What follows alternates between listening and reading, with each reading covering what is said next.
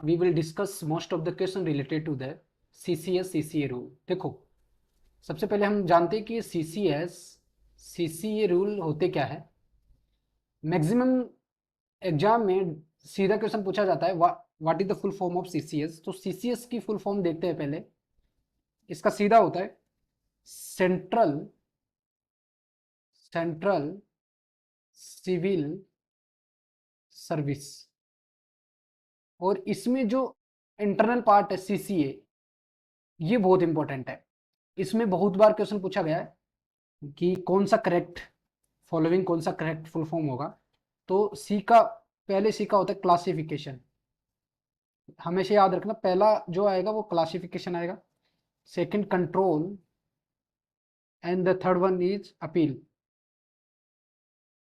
तो ये जो सेंट्रल सिविल सर्विस रूल्स, जिसमें CCA, जिसमें क्लासिफिकेशन, कंट्रोल और अपील, इसका मतलब क्या है। देखिए, सेंट्रल गवर्नमेंट में जो सेंट्रल सिविल सर्विस होती है, पोस्ट ए और बी की बात कर रहे हैं, maximum post A and B की बात कर रहे हैं, जिसमें पोस्ट ए की बात कर रहे हैं, बी का भी कुछ पार्ट आता है। इसमें आर्म्ड फोर्स नहीं आती, याद रखना। जो आर्म्ड फोर्स होती है ना, उसके बारे में नहीं आते। जैसे IAS ऑफिसर हो गए, बड़े बड़े HODs हो गए, बड़े बड़े एडमिनिस्ट्रेटिव ऑफिसर हो गए, SDM हो गए, ये सारे इनके क्या रूल्स एंड रेगुलेशन हो गए, वो सारे इसी CCS रूल में लिखा गया है। फिर इनमें क्या क्या क्लासिफिकेशन होता है, उन पे क्या कंट्रोल होगी, क्या उनकी अगर उनका कोई डिस्प्यूट हो जाता है जॉब से रिलेटेड, तो वो कहाँ जाएगी, उनकी लीव क्या होगी, उसके बारे में। तो हम पहले पहले क्वेश्चन से चलते हैं। पहला बोल रहा है, as per CCA rule, when will an order of suspension made or deemed to have been made not be valid unless extended। देखो, इसमें क्वेश्चन को समझो पहले। कब कोई ऑर्डर, हम सस्पेंशन का ऑर्डर दे देते हैं, या उस ऑर्डर को बनाया जा सकता है जब तक कि unless not be valid unless extend, जब तक कि बढ़ाया ना जाते। तो ये आंसर होगा 90 डेज तक। 90 दिन के बाद में वो वैलिड नहीं रहेगा। समझ रहे हो ना, कोई भी सस्पेंशन का या फिर सस्पेंशन होने का, अगर किसी को सस्पेंड कर दिया गया है तो वो 90 डेज तक होता है। उसके बाद में जब तक हायर अथॉरिटी बढ़ाती नहीं है खुद से, ठीक है, उस पर्टिकुलर, मान लीजिए कि कोई ऑफिसर करप्शन में पकड़ा गया, ठीक है, तो उसको सस्पेंशन कर दिया 90 डेज के लिए। तो आफ्टर 90 डेज ऑटोमेटिक उसका जो सस्पेंशन पीरियड टर्मिनेट हो जाएगा।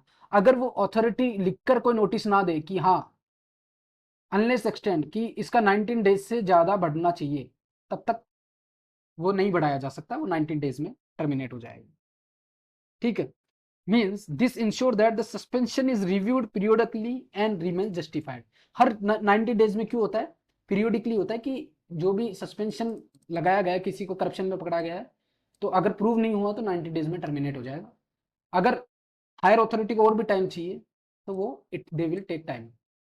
ठीक है, तो इससे 2-3 क्वेश्चन फ्रेम हो सकते हैं, याद रखना। सेकंड क्वेश्चन इज, एज पर CCS CCA rule, if an order of suspension made or due to have been made is not reviewed before expiry of 90 days, can it be valid. ये पूछा गया है कि क्या ये वैलिड है कि नहीं। इसको समझो क्वेश्चन को। ये बोल रहा है कि कोई सस्पेंशन का ऑर्डर दे दिया गया है, ठीक है, जो 19 डेज का गिवन है, ठीक है, लेकिन उससे पहले उसमें रिव्यू नहीं किया गया है। मैं पहले बोला था, अब वो क्वेश्चन में हमने देखा कि रिव्यू होना जरूरी है, इट्स मैंडेटरी। तो क्या ये वैलिड रहेगा 90 डेज से पहले? अगर रिव्यू नहीं होता है तो क्या ये वैलिड रहेगा? इसका आंसर होगा नो। कभी भी ये आंसर नहीं आएगा yes subject to the condition, ये हमेशा आएगा ही नहीं। सीधा आएगा, अगर रिव्यू नहीं हुआ है तो दैट विल बी इनवैलिड। समझ रहे हो? इसमें कुछ एडिशनल पॉइंट मैं कहूंगा कि जो रिव्यू प्रोसेस होती है ना, वो काफी मेंटेन करनी पड़ती है, fairness and prevent prolong suspension without adequate reason. कोई कोई एडिक्वेट रीजन ना होना तो उस 90 डेज को एक्सटेंड नहीं किया जा सकता। अगर रिव्यू नहीं होती है तो वो ऑटोमेटिकली रिजेंटमेंट हो जाएगा एम्प्लॉय का, ऑटोमेटिकली वो जो सस्पेंशन पे चल रहा था एम्प्लॉय, वो उसका रिजेंटमेंट हो जाएगा। Now the next question is, within the meaning of rule 11 of CCS rule, which of the following does not amount to a penalty. सबसे पहले पेनल्टी के बारे में जानिए। पेनल्टी क्या होती है? पेनल्टी कोई भी डिसिप्लिनरी एक्शंस होती है, अलग अलग फॉर्म में होती है जो कि गवर्नमेंट सर्वेंट पे लगती है। ठीक है, इसमें अलग अलग पेलेंट्री होती है। तो सबसे पहले हम बात करते हैं इसका, पहले को देखिए। तो पेलेंटी में क्या नहीं आता है रूल्स 11 के according? Stoppage of government servant at the efficiency bar. ठीक है, ये जो पेनल्टी होती है, it affects the employee's career progression, क्योंकि उसका जो एफिशिएंसी बार है उसको ही आप स्टॉपेज कर देते हो, मतलब वो इसमें और एफिशिएंसी थी आगे जाने की, तो इस जो पेनल्टी को है वो कैरियर प्रोग्रेशन के खिलाफ लगाई जाती है। मान लीजिए कि किसी ने करप्शन कर लिया और पेनल्टी ठोकी गई। ठीक है, सेकंड है कंपल्सरी रिटायरमेंट। इसमें क्या होता है, this is a form of penalty as it forces an employee to retire before their normal retirement. मान लीजिए 65 ईयर्स में उसका रिटायरमेंट होना था, लेकिन उसको पेनल्टी दे के 60 ईयर्स में ही उसको रिटायरमेंट दे दिया। दूसरी रिटायरमेंट ये होती है with holding of increments. This penalty because it direct impact employees salary, क्योंकि अगर आप उसके इंक्रीमेंट, उसकी सैलरी नहीं बढ़ा रहे हो तो उसकी सैलरी और कैरियर ग्रोथ पे आप सीधा सीधा क्या लगा रहे हो, पेनल्टी लगा रहे हो। और तीसरा है विद होल्डिंग ऑफ प्रमोशंस, और उसका प्रमोशन दे ही नहीं रहे हो। ठीक है, इसमें क्या हो रहा है, उसका जो कैरियर प्रोग्रेशन हो रहा है ना वो सीधा सीधा रुक रहा है। It is generally not considered as penalty under rule 11।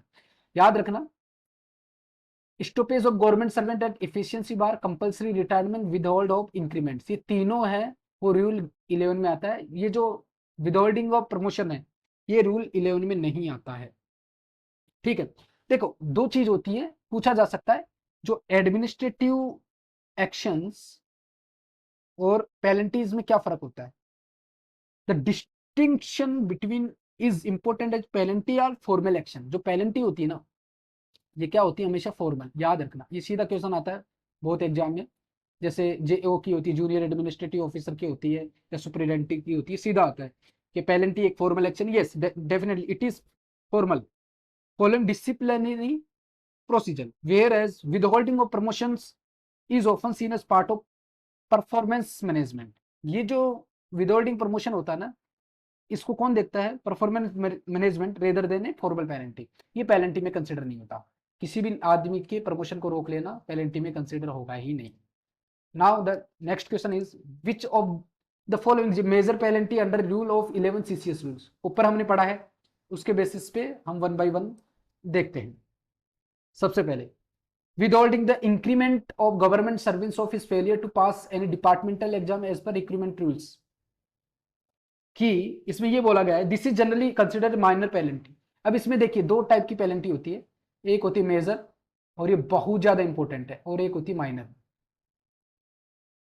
तो किसी भी गवर्नमेंट सर्वेंट को अगर उसके डिपार्टमेंटल एग्जाम में पास ना हो, withholding of increment of government servant for his failure to pass any departmental exam as per recruitment rules, तो ये हमेशा माइनर पेनल्टी में मानी जाती है। किसी आदमी पे कोई चार्ज लगाया गया तो उसको कोई एग्जाम देने से रोक सकते हैं, पहली चीज ये।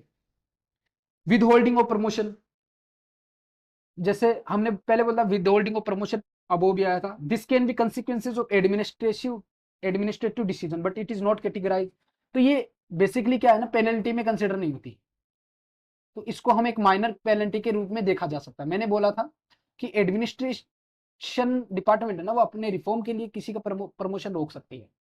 ठीक है, लेकिन ये पेनल्टी में कंसिडर नहीं होती, इसलिए माइनर पेनल्टी में कंसिडर होगी।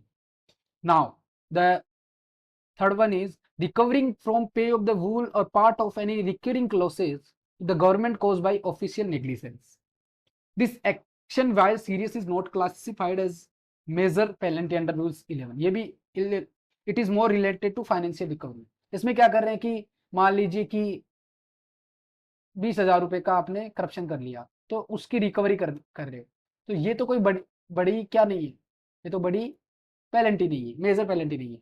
लेकिन अब देखिए third, the fourth part is reduction to a lower time to scale of pay grade post और service for a period specified in the order of penalty which shall be bar to his promotions. देखिए major penalty, अगर उसका पे का scale कम कर दिया गया, 5600 grade pay से नीचे ले आए, या उसकी पोस्ट, जैसे एक होता है प्रमोशन होना, एक डिग्रेडेशन, तो उसका पोस्ट छोटा कर दिया, जैसे सीनियर रिसर्च एग्जीक्यूटिव था उसको जूनियर रिसर्च एग्जीक्यूटिव में डाल दिया गया, या फिर सीनियर रिसर्च असिस्टेंट से जूनियर रिसर्च असिस्टेंट, ये मेजर पेनल्टी में कंसिडर होती है।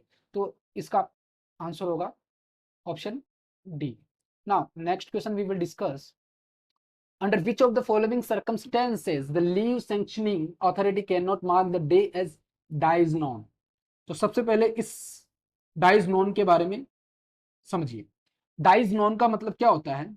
It refers two days on which an official absent without leave और विदाउट एनी वैलिड रीजन। ये क्या होता है? एक ऑफिशियल absent ले लिया आपने, उसमें बिना लीव लिए हुए और विदाउट एनी वैलिड रीजन, ठीक है, and thus does not receive पे फॉर दोज डेज। इस दिन के लिए आपको क्या नहीं मिलता है? पेमेंट नहीं मिलता है। इसको डाइज नॉन बोला जाता है। तो ये बोल रहे क्वेश्चन क्या है, under which of the following circumstance of leave the leaving sanctioning authority can not mark. कब मार्क नहीं कर सकता डाइज नॉन, मतलब ऐसी कौन सी लीव को आपका डाइज नॉन नहीं कर सकता है कि आपको पेमेंट ना मिले? When an official remains absent from duty without prior information. ये typically marked as dies non, कि आपने अथॉरिटी से पहले इंफॉर्मेशन नहीं दी, तो dies non as the absence is unauthorised and no leave has been granted, क्योंकि आपको कोई भी लीव ग्रांट नहीं की गई है, तो ये डाइज नॉन होगी, ठीक है। लेकिन हमें कौन सी नहीं लेनी है वो बताना। When an official comes late and works throughout the day during the office hours, this official is present of the entire office hours, so this day cannot be marked as dies known। क्यों? वो पूरे दिन पूरे office और काम करता है, पूरे ऑफिस आवर्स काम करता है वो पूरे दिन, तो ये डाइज नाउ में कंसिडर नहीं होगी, ठीक है। सो this lateness may be subject to other disciplinary action but not dies non. तो the third one is when an on duty in office the official leave the office without proper permission. मान लीजिए कि आप officially present हो, लेकिन आप अपनी duties को परफॉर्म करने के लिए रिफ्यूजल कर दिए, this can not be marked as a dies now. This can be because आप ऑफिस में आ गए हो, लेकिन आप उस ऑफिस का वर्क नहीं करते हो। ये sorry, I am talking about option D, when an official remain in office but refuse to perform duty assign to him, तो ये डाइज नॉन साइन होगा, याद रखना। आप ऑफिस तो आ गए लेकिन काम नहीं करना चाहते हो, तो it will be consider as dies non. अब सी की बात करते हैं, when on duty in office the official leave the office without proper permission. Living without permission would generally be marked as dies non, ठीक है, that will be consider as dies non. तो इनमें से option कौन सा होगा? Option B will be the correct answer. ये भी डाइज नॉन होगा, ये भी डाइज नॉन होगा, ये भी डाइज नॉन होगा, लेकिन it will not be consider as dies non, क्योंकि वो कम से कम पूरे दिन काम किया है। Okay, now the next one is as पर CCS conduct rule, name of the act from the following which does not amount to taking part in politics and election by government servant. तो कोई भी government servant है वो election में कब part नहीं ले सकता है? Participation in demonstration organised by political parties नहीं ले सकता, एक्टिंग एज इलेक्शन एजेंट नहीं ले सकता, ये तो पार्टी के through. Proposing seconding the nomination of candidate at an election, नहीं, आप किसी को नॉमिनेशन में सेकंडिंग मतलब जो साथ में लोग जाते हैं कि हाँ भाई ये हमारा कैंडिडेट है इसको खड़ा करें, तो आप नहीं कर सकते अगर सिविल सर्विस में हो। Assisting in the conduct of election in the due performance of duty imposed on him, of course उसको जो ड्यूटी दी गई है वो तो उसको करना ही पड़ेगा ना। तो option D will be the answer of this question. Question को अच्छे से समझो। Name the act of following from the following which does not amount the taking part in politics and election. अगर आप अपनी वहां पे ड्यूटी दे रहे हो तो वो आप उस इलेक्शन और पॉलिटिक्स और इलेक्शन में आप पार्ट नहीं ले रहे हो, आप सिर्फ अपनी ड्यूटी पूरी कर रहे हो। लेकिन आप पार्टिसिपेशन करते हो, डेमोस्ट्रेशन में जाके रैली में झंडा लगाते हो, या इलेक्शन एजेंट बन जाते हो किसी पर्टिकुलर MLA के लिए, या सेकंडिंग या प्रपोजिंग बनते हो कि ये हमारा आदमी ये खड़ा होगा, तो आप नहीं ले सकते। तो ये तीनों नहीं ले सकते, लेकिन फोर्थ आपकी ड्यूटी है, you have to do this one. Thank you and please don't forget to subscribe this channel. मैं नेक्स्ट वीडियो जल्दी अपलोड करूंगा।